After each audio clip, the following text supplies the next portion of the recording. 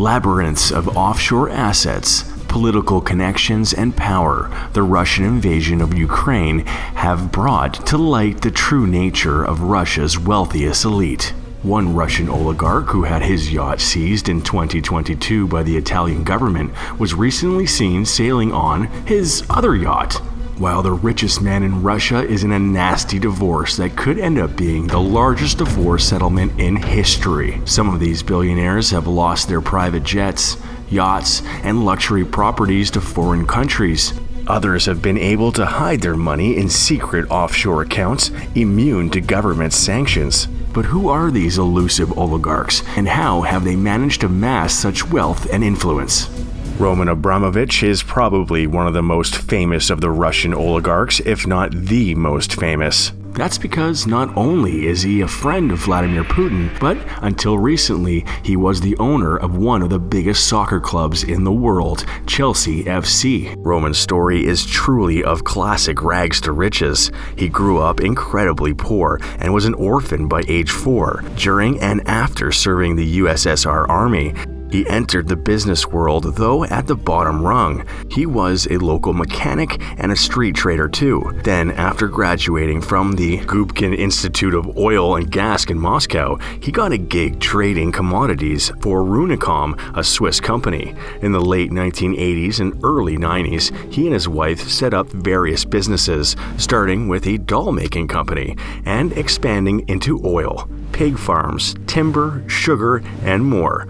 But his extreme wealth began to blossom when he, along with his buddy Eugene Shvidler, more on him in a minute, and Boris Berezovsky, an automobile oligarch, bought a huge oil company, Sibneft. Roman was even able to get Boris's shares after Boris got on Vlad Putin's bad side. Then he became a billionaire when, in 2005, Gazprom, the Russian state energy entity, bought Sibneft.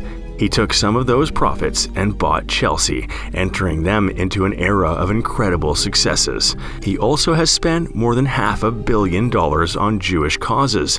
This includes a forest in Lithuania with both new and rehab trees, which is meant to honor the thousands of Lithuanian Jews who perished in the Holocaust. He's been sanctioned by the EU and UK as part of the actions taken in response to Russia's invasion of Ukraine. In the aftermath of the invasion, he was essentially forced to sell off Chelsea. He has a 15-bedroom London mansion worth about $140 million that has been seized, as well as his Gulfstream G650 jet.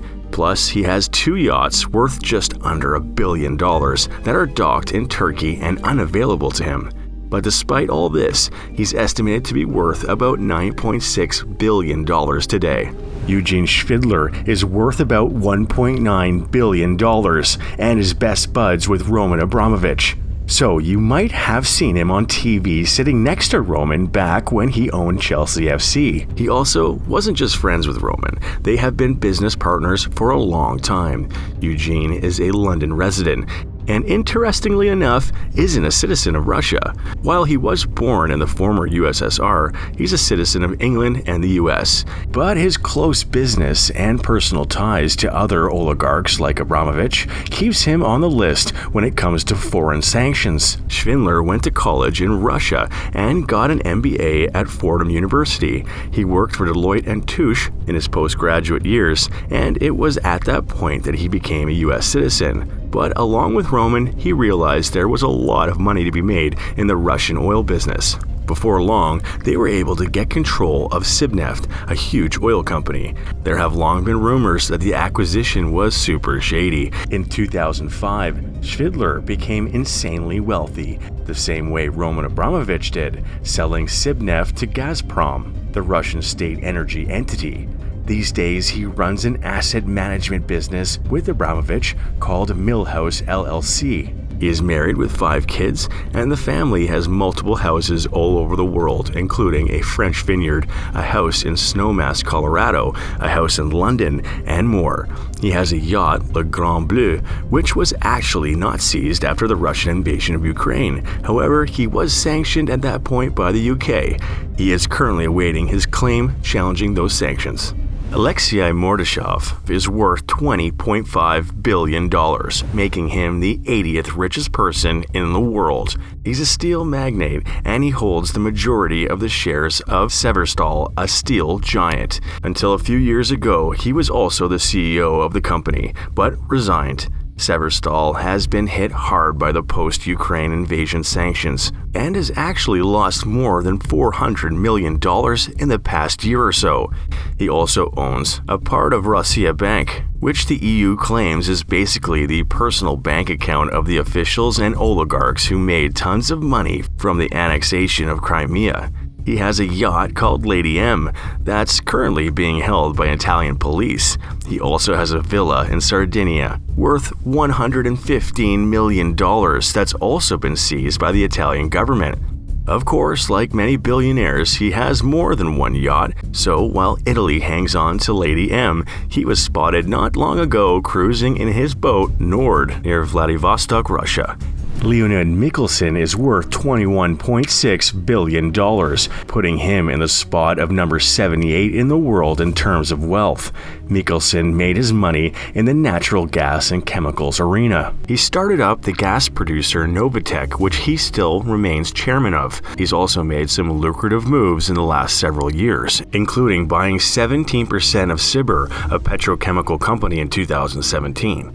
This purchase gave him a total of 48% of the company. Then Sibir ended up merging with TAIF Group, a Russian investment company. Leonid likes to spend his money on the arts, having invested almost $500 million to convert a former power plant into a huge art space called GES2. The building sits across from the Kremlin and opened shop in 2021. But in 2022, he was sanctioned by the UK and US. At the time, he gave ownership to GES2 to his daughter Victoria. He also gave her a little more than 2% of Novatek. Vladimir Lisin is worth about $22 billion, putting him at the 74th richest person in the world.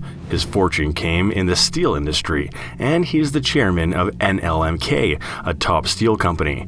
In the mid-1970s, he worked in a coal mine in the USSR as a mechanic, and later as a foreman at a steel trader.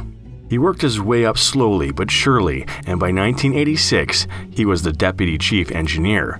But his fortune skyrocketed in 1992 when he and a bunch of traders joined forces and essentially got control of the steel and aluminum industry in Russia for their company, the Trans World Group. That lasted for 8 years, and the group split, leaving him with 13% of the firm. Later on, Trans World was investigated for committing bank fraud, but nothing came of it. He eventually bought off enough shares to have control of the company, and when his immediate boss was tapped to run the Russian metallurgy department, he became the sole owner of what then became NLMK. After the invasion of Ukraine, Lisin was sanctioned by the Australian government. He publicly called for a peaceful resolution to the invasion, but at the same time, it was discovered his company had been supplying metals for Russian nuclear weapon builders and was dodging sanction by the EU with sneaky oil trading tactics. The US was called on to sanction him, but have not decided to yet. Okay, so who's the richest man in Russia? That would be Vladimir Potanin. When Russia hosted the 2014 Olympics, Potanin invested $2.5 billion developing a ski resort, freestyle skiing center, and snowboard park. Another interesting note about Potanin is that he and his former wife are in a long battle over many of their assets, and experts speculate it could be the biggest divorce settlement in history. Okay, I'm going to start figuring out how to become buddies with an oligarch, not even for the potential money involved, just so I can casually throw out the phrase, "my friend the oligarch," in conversation. It's the little things, you guys. Have thoughts on Russian oligarchs? Pop them in the comments section below.